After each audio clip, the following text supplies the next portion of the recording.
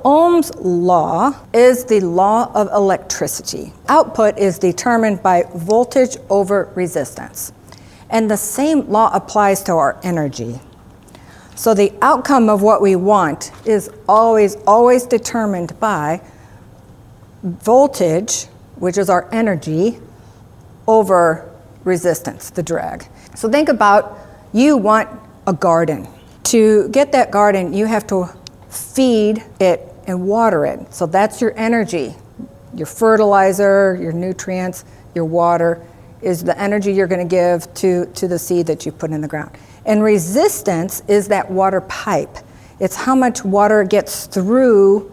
So it's either through the pressure of that pipe, how much force you're applying, or what if there's kinks in the hose or the water pipe is clogged?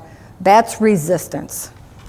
So if you remember that energy is what you're feeding something and how you're nurturing something new, and that resistance is what's holding you back and clogging up how that energy is applied.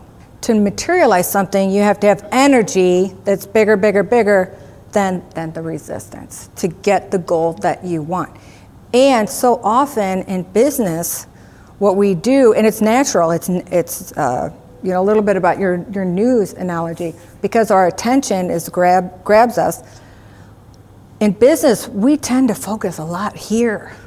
Oh, we have to minimize that resistance. And so we focus so much here. And what happens? The more we focus on resistance grows.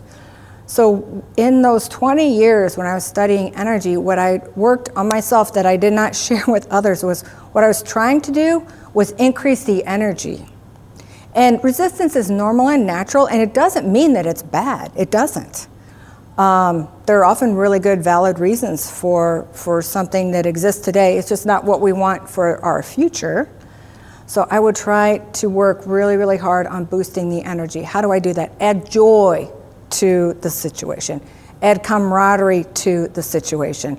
Add good strategy and communication and build the layers of positive forces.